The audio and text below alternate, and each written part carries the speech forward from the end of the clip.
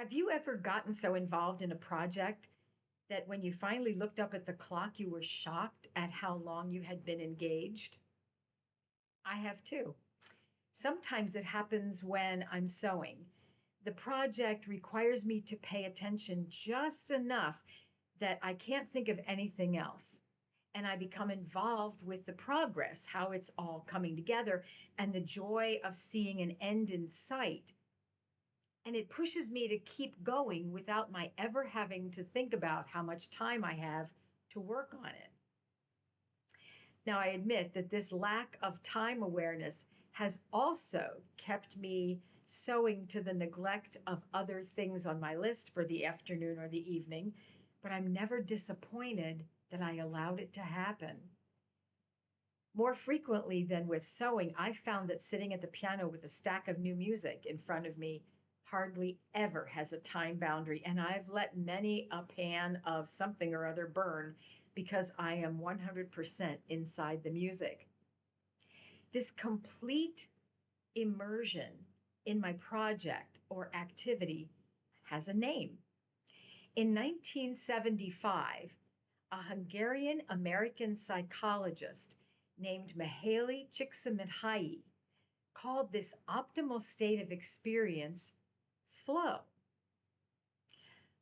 Okay, I'm a woman, so that term takes me right to the decades long relationship with my uterus, but I won't digress too far. It's called flow. Mihaly studied people around the world, and when he researched happiness, people reported over and over this concept of engaging in an activity where each moment, each piece of the activity naturally and effortlessly moved right into the next, leading him to use the word flow for this state of mind.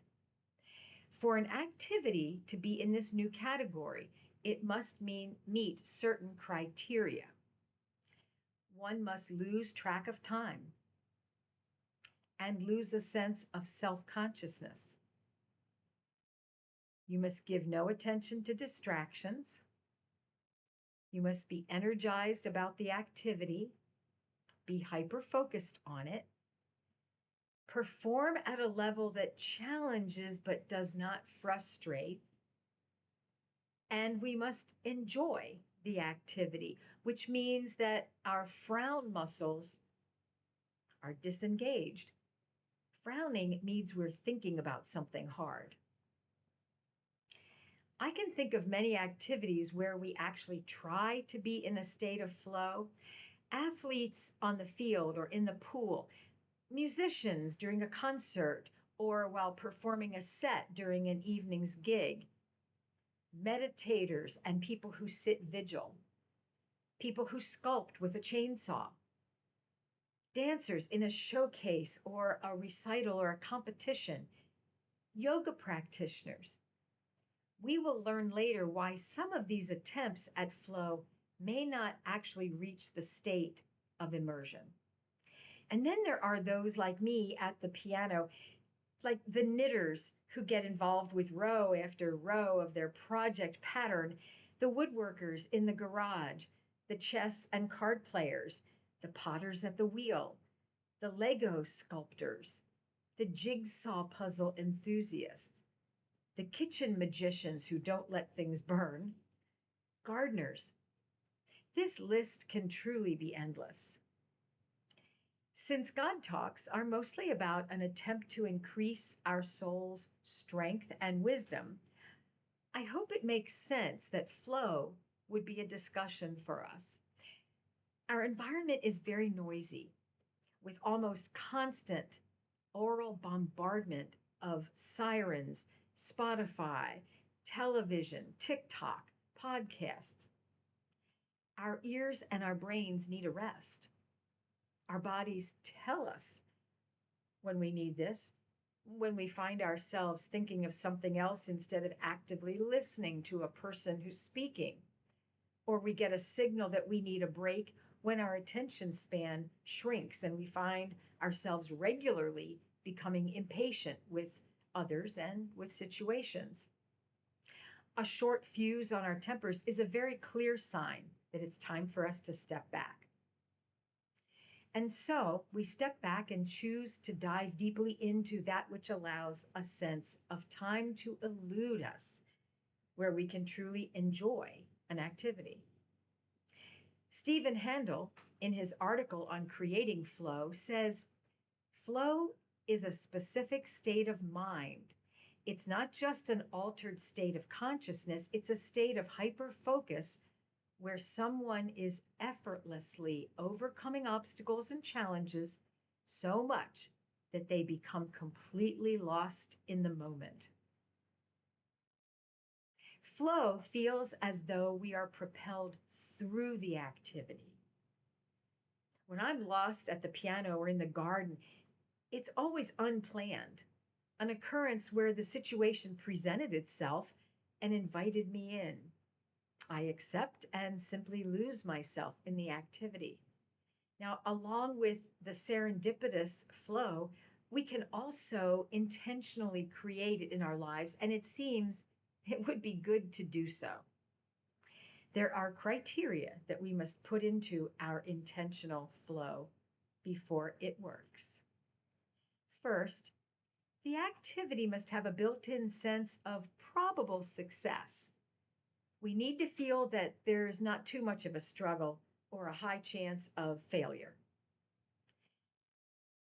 The motivation for a flow activity should be an internal reward, a sense of accomplishment, an ego boost, rather than an award or a prize. This may be why, when I mentioned earlier, for the Olympic athlete, flow may not be a valid term for that. The Olympic athlete, who of course is in the zone, but maybe not be in flow because it's an external reward they're looking for. Third, the state of hyperfocus must be achievable. We cannot sink into flow if we're waiting for a return call from a surgeon or while we're repotting all the house plants. It just won't work. We have to be totally undistractable. Fourth, for us to attain the optimum value from flow activities, we need to participate at a level that has just enough challenge to prevent boredom and has just enough ease to prevent frustration. Challenging our brains and our hearts and our hands is part of the success of having flow activities in our lives. Stephen Kotler, in his talk on flow, said, "We pay the most attention to the task at hand when the challenge of the task slightly exceeds our skill level." And lastly, the activity must give us immediate feedback. We must be able to feel a movement forward with some amount of success as we engage in a flow activity. Now, with these qualities, it's easy to see that scrolling through Instagram posts or watching a movie does not fit the criteria. Even though we may indeed be zoned out and free of distractions, it doesn't fit the other criteria as a flow activity. The health benefits of flow activities are vast. Allowing ourselves to fall into a state of flow increases our well being on physical, mental, and emotional levels. In a 2007 study by Fritz and Avchek, flow was found to be a predictor of subjective emotional well being. Research by Payne and others in 2011 found that flow may be important for the prevention of cognitive decline. There's a big one. And with each little success along the way, as we're in flow, we get a dopamine hit, and that propels us forward to continue the activity. Flow is powerful in our lives because it allows us to step out of the daily noise, the grind, the constant availability, and it transports us to an inner state of calm. More happiness, more calm. Are you ready? I've compiled a list of flow activities to inspire you. Coloring books for adults, learning a new language, surfing, No, not the web. Dancing, yoga, cooking, playing an instrument, journaling, writing a God talk, rock climbing, coding and programming, photography, knitting, crocheting, embroidery, chess, board games, gardening, swimming, martial arts, skiing, pottery, singing in a chorus. Let's keep our bodies, minds, and souls awake and aware. Flow activities can help with all of it. Blessings on all.